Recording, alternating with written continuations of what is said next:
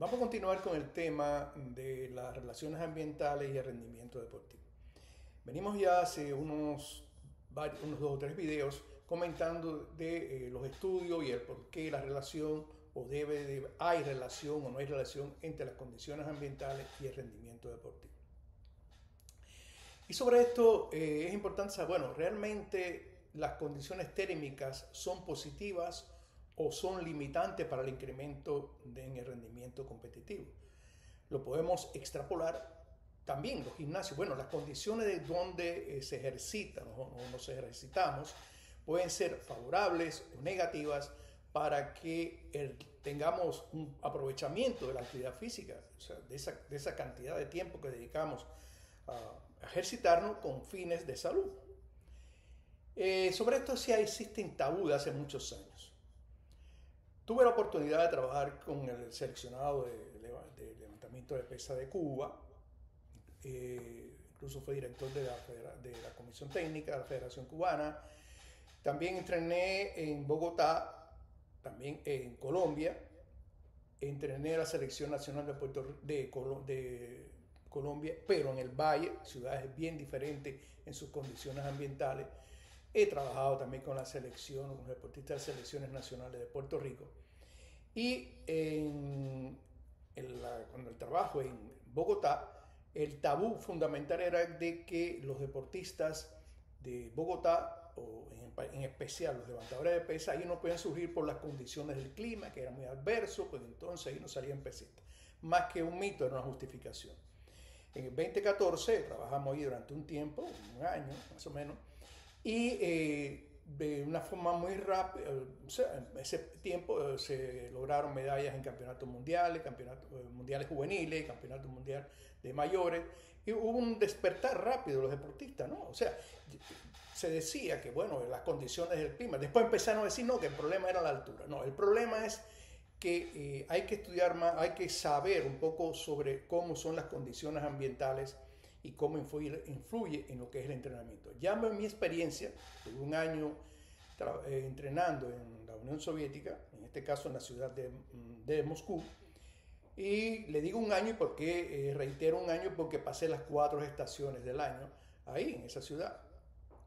Y son condiciones diferentes y ante ellas en el propio gimnasio cambian el cómo tú te vistes, cómo tú calientas, todas esas condiciones. Incluso al principio yo padecía unos dolores muy fuertes en los hombros y me aconsejaron enseguida los demás compañeros de entrenamiento que el problema es, me preguntan, bueno, ¿cómo estás durmiendo? ¿Qué ropa usas para dormir? Yo digo, no, mi camiseta normal. Y yo digo, no, para dormir en tiempo de frío tienes que cubrirte bien los hombros, el cuerpo, la parte superior del tórax, porque de ahí ese enfriamiento te va a perjudicar en lo que es el entrenamiento debido a los dolores, eso que estás padeciendo de los hombros. Efectivamente, para seguir la receta de ellos y también la comida también variaba según las condiciones del clima, unas sopas calientes en lo que es el invierno y unas sopas frías en lo que es el verano. Bien, regresando al entrenamiento.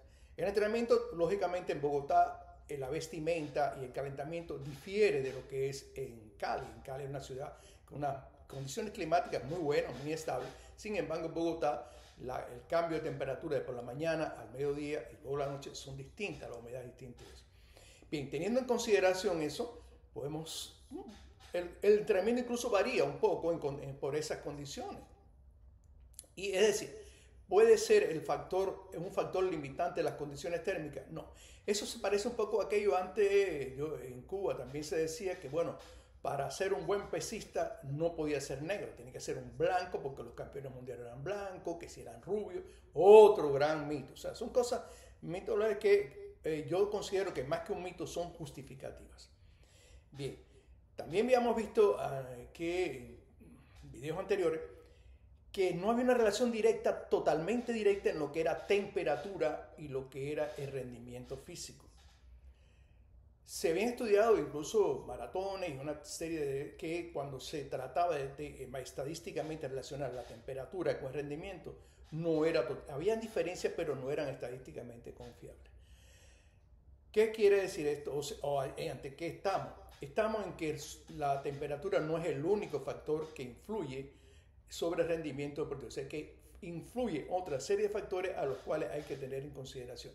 Ahora, si algo tiene importancia en esto es no solo la temperatura, sino lo que provoca esa temperatura. Y aquí tenemos lo que es el agua en el organismo.